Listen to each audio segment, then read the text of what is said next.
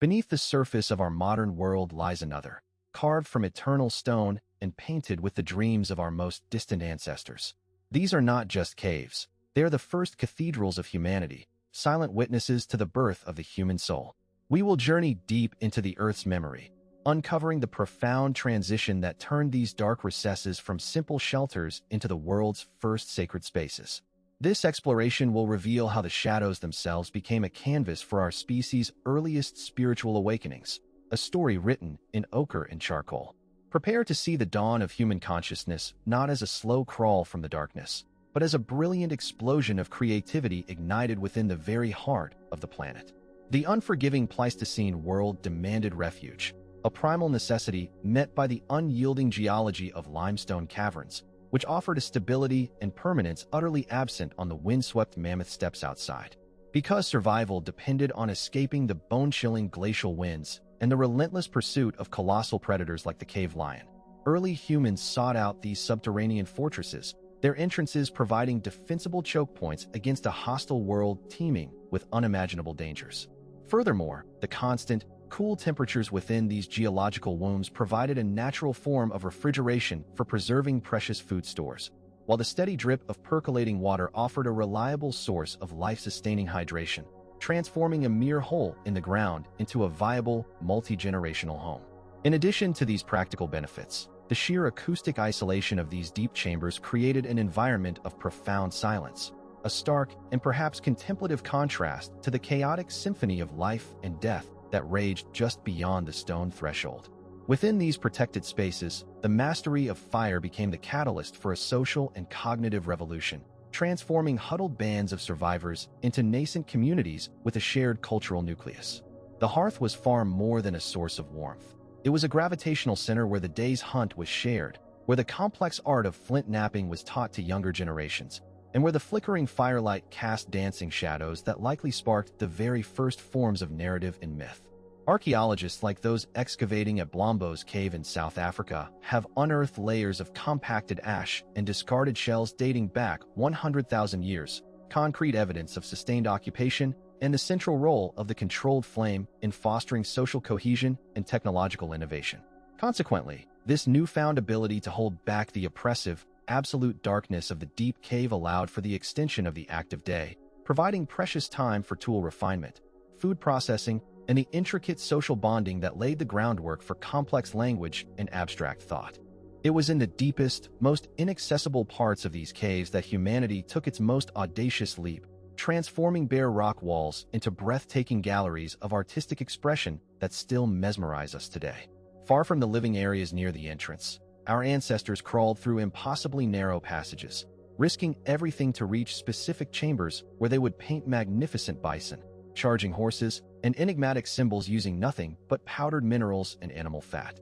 Although we can never be certain of their exact purpose, scholars like Jean Klotz proposed the shamanism hypothesis, suggesting these powerful images were not mere decoration but were instead integral components of complex rituals, perhaps intended to ensure a successful hunt or to connect with the spirit world through altered states of consciousness.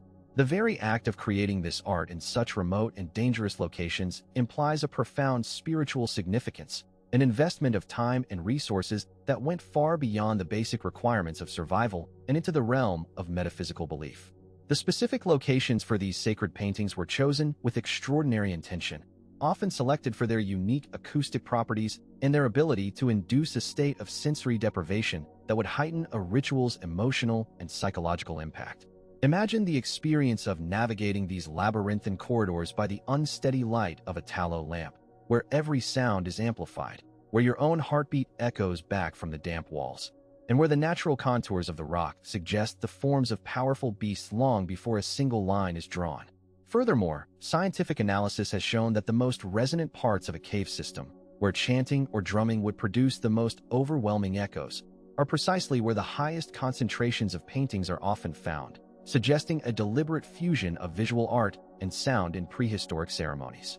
This deliberate manipulation of the environment indicates a sophisticated understanding of human psychology, using the cave itself as an active participant in a ritual designed to bridge the gap between the physical world and a perceived spiritual dimension.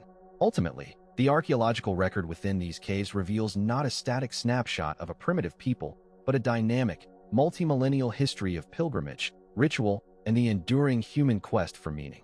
Carbon dating of the pigments and associated artifacts shows that generations upon generations of people returned to the same sacred panels, sometimes painting directly over the creations of their ancestors in what appears to be a continuous dialogue with the past and the spirits of the place.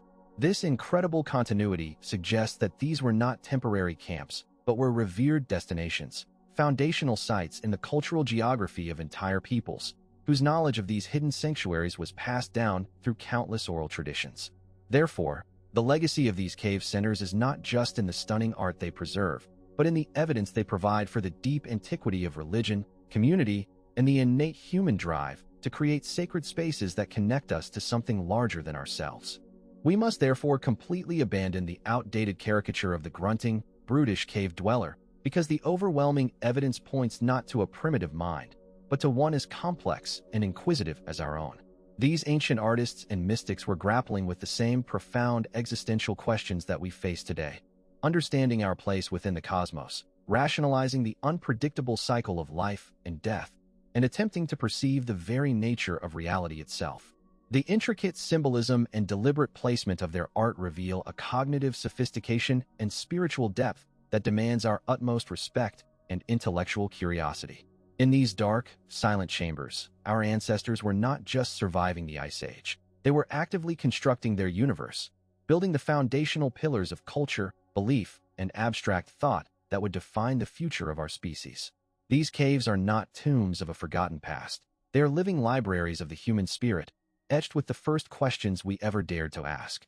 They stand as a timeless monument to the moment our species looked into the darkness and chose not to fear it, but to fill it with light, color, and meaning.